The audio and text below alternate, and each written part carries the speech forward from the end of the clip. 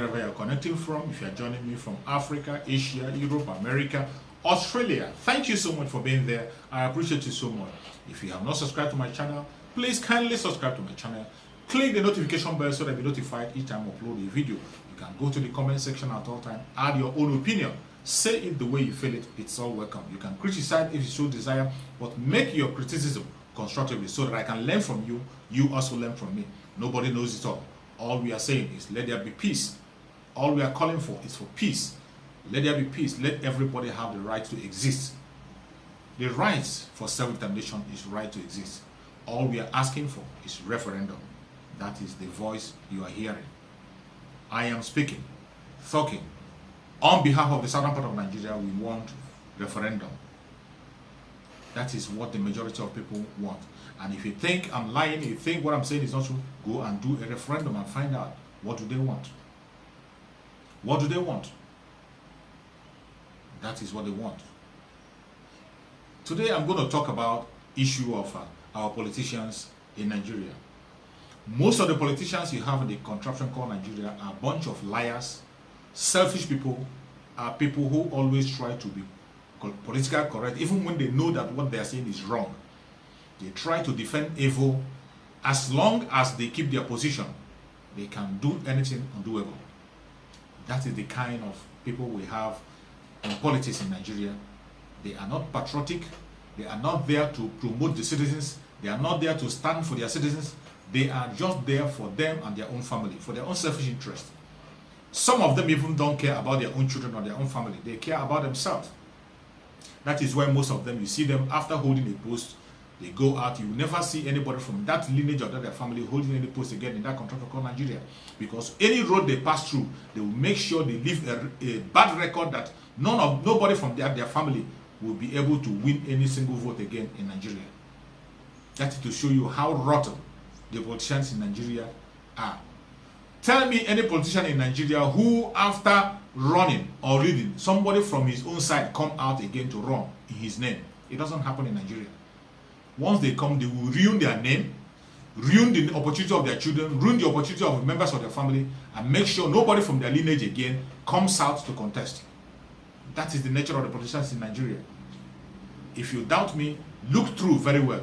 All these big politicians, which member of their family is speaking out? Which member of their family is recognized, fighting for a good position? No. They come alone, they make sure they close the road, and after them, nobody else. This is the kind of people we have. Bunch of liars. They can never tell you the truth. It doesn't matter what, it doesn't matter how you look at it, they can never say the truth. Never, ever. They can't say the truth. They will see the truth staring at them, but to protect their pockets, to protect their selfish interests, to protect whatever position they hold, they lie about everything and they go along with everything, even when the thing is against them themselves. Something, policy that is against themselves, policy that is against their people, policy that is against everything they represent, policy that is against their own God, they stand against it. So long it gives them, it puts food on their table, so long it gives them money. Those are the kind of politicians we have in Nigeria. It's a pity. It can never change. The only time we can be able to have responsible people who can take positions in that very contraption is after breaking it up. After breaking it up, then each region can be able to sanitize their politicians. Before you can be able to participate in any politics, you will make sure you have never participated in the contraption called Nigeria, in anything leadership. That is the only way to clean it up. Because there is no way you can clean this very mess that is there now. Anybody you vote in, you see the same people. APC, PDP, PAC, call them whatever you call them, they are the same people. Make your governorship election 100 times, the same people are coming in. Make your presidency election 1 million times, the same corrupt people are coming in. There is no way to break it up once they are there. The only way to break it up is to break it up into pieces, break it into regions. Once you break it into regions, each region will now be able to handle their situation, because as long as they remain as a bunch of bodies, you cannot fight them. If you begin to deal with those in the southeast, they will call for help from Abuja. Abuja will send support for them. You want to deal with those who is in Odudua land in Southwest, they will call support from Abuja. Abuja will help them so long they are playing the role of Abuja. The same thing in the North, so long they are playing the role of the Fulani Caliphate, you see them, they will be dancing to their tune. That is why it can never work. The only solution is breaking it up. Once you break it up, people can be able to find their voices and deal with their lesser evil. That is what we are advocating for. To show you how devilish and how evil these people are. I'm going to play the video, first of all, a video of Umahi of Ebonyi State. The way Umahi comes online to lie. So scared, he doesn't want to call Fulanese for what they are. He is telling us that Igbo men are also headers. It is very wrong to assume that the headers alone are Fulani people. It is very wrong. It is very wrong to tag a particular ethnic group, with, any kinds of insecurity or any kind of, character that is against the state of, a nation. This is very important. I am not president. I don't know how presidency is being run. Every organization, the office of the government, office of the president, they have their own methods, But one thing that is very significant, and I take home, is that the president has directed that anyone with AK-47 that is unauthorized, that is not security agent, should be brought down. And this is very important for the governors. And so if you are a header, whether you are an Igbo header or you are Fulani header or Hausa header or a Jaw header, and you have AK-47 and you are coming to my place, even if it is stick, I will use to bring you down. That is the order of the president. And so a header with stick, we be having confrontation with the natives. You cannot pass through my farmland. And this is very important. I think with this issue of insecurity vis-a-vis headers is where they start to carry AK-47, some of them, especially those from outside the country. And so this is it. And I've taken that home, that no header will come to my state with AK-47. It will be war. If you come to my state with AK-47, we will confront you with everything that is possible, with sticks, with sand, everything that is possible. We are no longer going to depend on security agencies to say you have to stop people coming with AK-47. No, the people have to do something to stop it. It's a presidential order. This is my position. Let the youth put down their guns, their violent nature, and they will be able to look at, whatever fundamental, rights of our people that are being violated by security agencies. I will not say that when you deploy security agencies to a place that they will not do beyond their call of duty. It is not possible to categorically say that. But when you have infested, firewood, the ants will definitely come over there. So let our people come out to speak out that the unknown gunmen are not really unknown gunmen. They are our young men and women who will defend our land tomorrow. They should stop being killed. They should stop giving themselves to be killed. And there are three factors responsible for this. Is people being brainwashed. They don't even know what they're agitating for. Then people that, go to talisman and, get all kinds of juju that no gun can kill them. And yet guns are killing them. And then you have the hard drug. These are three combinations that are destroying our... The Southerners are not headers. We will not know them as headers. It's just like telling me that a Fulani man is a spare part seller or an Hausa man is a spare part seller. It doesn't mean that there are no Hausa people that sell spare parts. There can be some minute, either 1% or even 0.1% of Hausa that sell parts. That doesn't mean that these people are parts sellers. If you see one or two people in a Ebonyi state that have cows, it doesn't mean that the southern part of Nigeria are headers. It doesn't mean that Igbos are headers. Igbos are not headers. We are not headers. We are not. In any way we are not. There are certain things you cannot attribute to an Igbo man being a header. No, we are not. If you have if you have one or two in Ebonyi state, it doesn't mean that we are headers. The people who are headers are the Fulanis.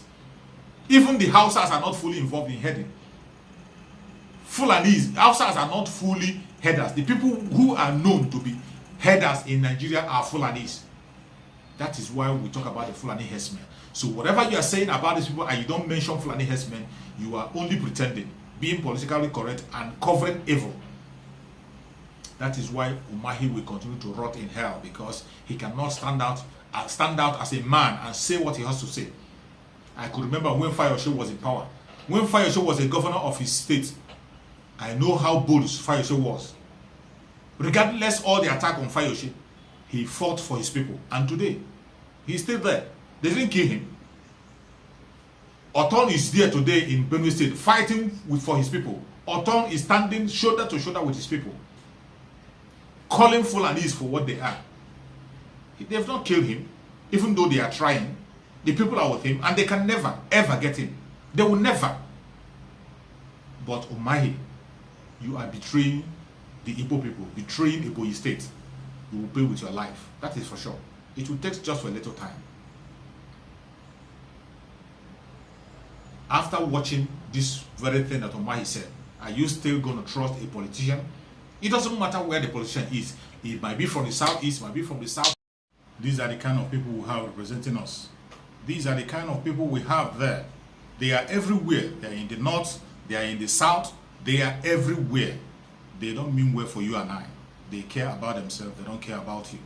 I will share with you another video, that of Omo Ageke, the Deputy Senior President, what he has to say. After saying the truth and all whatnot, yet he's insisting on one Nigeria. He knows the truth. He knows it. He dances around it. After dancing around it, he tries to still say it the way it will suit his paymaster. He always say it the way it will suit his paymaster. He will always run away from the truth. That is their nature. That is the way they behave. They will never say it the way it will favor you, the way it will favor them and their career. That is what Amagege is just doing. We started seeing maps being drawn up that includes the Odudua Nation as part of the Republic of Biafra. Now, these are maps that are being drawn up by IPOB and MAZI and this guy, their latest hero. You get it right there. Now, let me just state this up front. Everyone has a right to agitate for their people. Nobody will sit down and say the Igbos do not have a right to agitate for themselves. The union we have today, the Nigerian union as it is today, the Nigerian project, is not a perfect union. Everybody should strive to correct those imperfections. So I respect their right to self-determination. I respect their right to agitate on behalf of their people. What we will not countenance, is for them, without consulting the Urobo people, to swear Mutu on their own, include Urobos as part of their map of the Republic of Biafra. And what even made it all the more insulting to us as Urobos is that, unlike maybe Anioma, that maybe was part of the Biafran Republic, are you getting it right? Because of I think that stakeholdership and kindredship, with the Urobos, we don't have that. We were never part of the Republic of Biafra. We are not now. And we do not plan to be part of that. So that's what it's all about. So we're not fighting the Igbo people. We respect their right to agitate. And frankly, if you ask me, this country has been unfair to them. But not just them alone. Even we. You must recall that Nigeria began with 3 regions: the north, the east, the west, and subsequently the Midwest region. Indeed, the Midwest region, which is today Delta and Edo, which became Bendel, that is the only region that was constitutionally created. The others were by fiat. The northern region was by fiat from the colonialists. So too the west, so too the east. But ours was created as a result of referendum by the people in a constitutional manner. So I'm saying this for purpose of history. As we speak right now, the north, which was one region, is now 17 states or 19 states. I think 19 states. It's now 19 states. The west, that was one region, is now 6 states. The east or eastern region, that was one region, is now 5 states. Why we Midwest, there was one region where only 2 states. Now these have implications. And what are the implications? Between Edo and Delta, one region, we only have 6 senators. The North, there was one region, now has 19 times 3, that's 57 senators. You do the math.